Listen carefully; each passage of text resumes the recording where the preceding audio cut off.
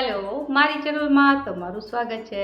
આજે મારી ચેનલમાં બનાવીશું લાલ મરચાંનું ગળ્યું અથાણું। લાલ મરચાં શિયાળો હોવાના લીધે માર્કેટમાં સરસ મળતા હોય છે અને લાલ મરચાં અથવા તો લીલા મરચાંમાંથી આપણે રાયતા મરચાં કે મેથીયા મરચાં બનાવતા હોય છે, પણ આજે આપણે બનાવીશું એમાંથી ગળ્યું અથાણું, જેને તમે આખું વરસ સ્ટોર પણ કરી શકો છો।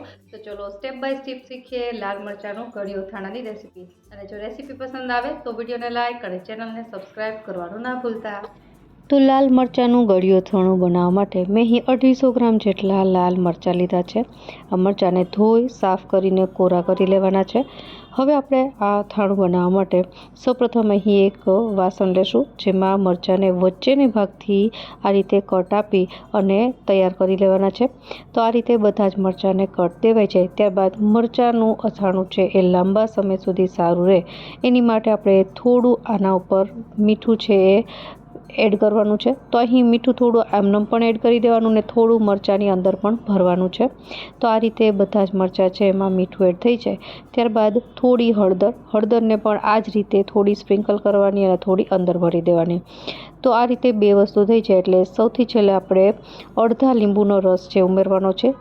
આ ત્રણ વસ્તુ છે એ તમારા મરચાંના અથાણાને આખું વરસ છે સારું રાખશે। તો સૌથી પહેલું સ્ટેપ છે લાલ મરચાંનું અથાણું બનાવવાનું કે હળદર, મીઠું અને લીંબુ આ ત્રણ વસ્તુ ઉમેરી મરચાંને સારી રીતે મિક્સ કરી અને હવે 2 થી 3 કલાક માટે આપણે એને રાખી દઈશું। હવે બનાવીએ ગળ્યા અથાણા માટેનો જે બોળો કહીએ છીએ એ।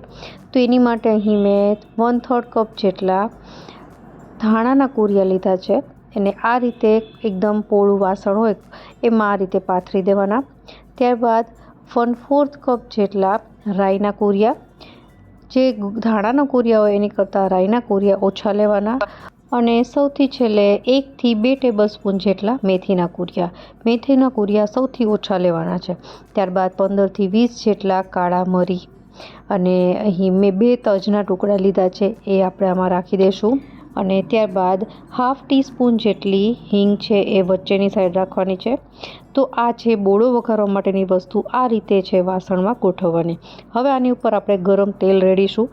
તો મેં ગરમ તેલ પહેલેથી જ કરી રાખ્યું છે, જે લગભગ 1 કપ જેટલું છે। અહીં તમે જોઈ શકો છો કે તેલ એકદમ ધુવાળા નીકળે એટલું ગરમ છે। મેં હિંગ નાખીને ચેક કર્યું। હવે તેલને આપણે વચ્ચે જ્યાં હિંગ રાખી છે ત્યાં જ એડ કરવાનું છે, એટલે હિંગ છે એનો વઘાર છે કે એની સુગંધ છે એ આવશે। તો આ રીતે ધીમે ધીમે આપણે બધું જ તેલ રેડી દેવાનું છે। ઓટોમેટિક જ બધું તેલ છે આ રીતે બોળા સાઈડ પણ આવી જશે અને આ રીતે આપણે બોળાનો વઘાર કરવાનો હોય છે। કોઈ પણ જ્યારે તમે અથાણું બનાવો જે ગુજરાતી સ્ટાઇલથી બનતું હોય છે એના બોળાનો વઘાર આ રીતે જ થતો હોય છે। તો આ રીતે એક વખત બધું તેલ એડ કરીને વાસણને તમે આ રીતે ફેરવશો એટલે તેલ બધું જ બધી સાઈડ છે થઈ જશે। હવે અત્યારે તેલ એકદમ ગરમ હોવાના લીધે બીજા કોઈ મસાલા છે આ સ્ટેજ ઉપર કરવાના નથી।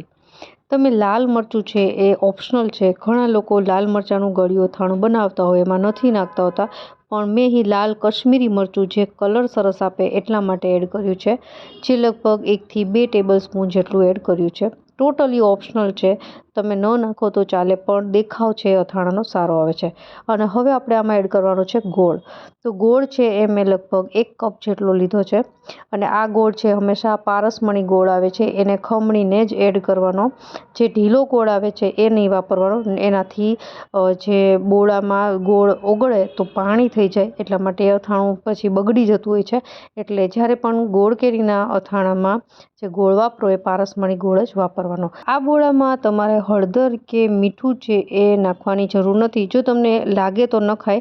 આપણે ઓલરેડી મરચાંમાં મીઠું ને હળદર બંને વાપર્યા છે એટલા માટે મેં અહીં હળદર ને મીઠાનો ઉપયોગ નથી કર્યો। હવે આ બોળાને આપણે 1 દિવસ માટે સાઈડમાં રાખી દઈશું અને અહીં જે આપણે લાલ મરચાં છે એને હળદર મીઠું નાખીને રાખ્યા હતા એ જોઈ લઈએ। તો અહીં હળદર, મીઠું અને લીંબુ ત્રણેય ભેગા થઈને જે પાણી થયું હોય છે એ પાણી આપણે કાઢી લેવાનું છે અને મરચાંને એક કોટનના કપડામાં આપણે સૂકવી લેશું। મેં આજે જે મરચાં લીધા છે એ અત્યારે તમે જોઈ શકો છો એકદમ મોટી સાઇઝના છે અને આ મરચાં છે એકદમ તીખા નથી હોતા, જે આપણે તીખી મરચી વાપરીએ એ ટાઈપના તીખા નથી હોતા, એટલા માટે તમે આ ટાઈપના મરચાંનું અથાણું છે બનાવી શકો છો। હવે આ મરચાંને 5 થી 6 કલાક માટે સૂકવવાના છે। એકદમ સુકાઈ જાય ત્યારબાદ આપણે આમાં જે બોળો વઘારીને તૈયાર કર્યો તો એ ભરવાનો છે. તો 5 થી 6 કલાક પછી મરચાં એકદમ સુકાઈ ગયા છે. તમે જોઈ શકો છો પાણી બધું છે એ ડ્રાય થઈ જવું જોઈએ, નહીંતર છે થોડો ઘણો પાણીનો ભાગ છે એ અથાણું બગાડી નાખતું હોય છે. હવે આપણે જે બોળો વઘારીને તૈયાર કર્યો હતો તમે જોઈ શકો છો કે તેલ આમાંથી છૂટું પડી ગયું છે. આ બોળામાં જે ગોળ છે એ એકદમ મેલ્ટ નથી થઈ ગયો, થોડું એ હજી 4-5 દિવસ પછી મેલ્ટ થશે, પણ અત્યારે આ બોળો છે ને તમે મરચાંમાં ભરી શકો એ ટાઈપનો છે એટલે ચાલે. અને જ્યારે મરચાં સાથે પણ મિક્સ થાય છે તો પણ ઘણો ખરો ગોળ છે પાછળથી ગળી જતો હોય છે. તો આ રીતે હું ચમચીની કે ચમચાની મદદથી આપણે આ બધો જે બોળો છે એને મરચાંમાં સ્ટફ કરવાનો છે. તો આ રીતે હું બધા જ મરચાં છે સ્ટફ કરી લઈશ.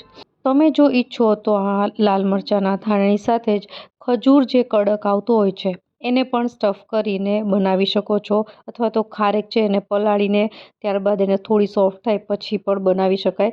તો એ રીતનું અથાણું પણ સારું લાગતું હોય છે. અત્યારે મેં ખાલી લાલ મરચાંનું બનાવ્યું છે, હું ક્યારેક એ રેસીપી પણ મારી ચેનલમાં અપલોડ કરીશ. તો આ રીતે મેં બધા જ મરચાં છે સ્ટફ કરીને તૈયાર કરી લીધા છે. હવે આપણે આ મરચાં છે એને જે બોળો વધ્યો છે એમાં મિક્સ કરી દેવાના છે અને 1 દિવસ માટે ફરીથી આપણે એમનેમ રાખી દઈશું અને ત્યારબાદ બરણીમાં ભરવાનું છે. હવે 1 દિવસ પછી આપણે જે આ અથાણું છે એને બરણીમાં ભરી અને એરટાઈટ બંધ કરી દેવાનું અને આ અથાણાને અઠવાડિયા પછી આપણે ચેક કરીશું. અઠવાડિયા પછી જે અત્યારે આ ટેક્સચર છે એ ટેક્સચર પણ બદલાઈ જશે, તેલ પણ છૂટું પડી જશે. તેલ જો થોડું વધારે હોય તો એ અથાણું છે એ લાંબો સમય સુધી સારું પણ રહેતું હોય છે. તો તેલ છે એ આ રીતનું જ એડ કરવાનું. તો હવે 1 અઠવાડિયા પછી આપણે અથાણું ચેક કરીએ તો તમે પહેલું જે જોયું એનું ટેક્સચર ને આ અથાણું છે અત્યારે એનું ટેક્સચર બંનેનું અલગ થઈ ગયું છે અને અથાણું હવે ખાવા માટે રેડી છે. તરત તો તમે ન ખાઈ શકો કારણ કે એનો જે મેથીનો બોળો છે એ બધી વસ્તુ થોડી કડવી લાગતી હોય છે સ્ટાર્ટિંગમાં, પણ અઠવાડિયા પછી તમે આ અથાણું છે એને ખાઈ શકો. આ અથાણાને શિયાળામાં બનાવીને તમે આખું વર્ષ સુધી સ્ટોર કરી શકો છો, બગડતું બિલકુલ નથી. અને ઘણા લોકો વિનેગર પણ એડ કરતા હોય છે, મેં વિનેગર એડ નથી કર્યું. આ અથાણું એમને પણ સારું રહેતું હોય છે. તો આશા રાખું એકદમ સરળતાથી બની જતા આ લાલ મરચાંના ગળ્યા અથાણાની રેસીપી તમને જરૂરથી પસંદ આવી હશે. ફરી મળીએ નવી રેસીપી સાથે, ત્યાં સુધી બાય.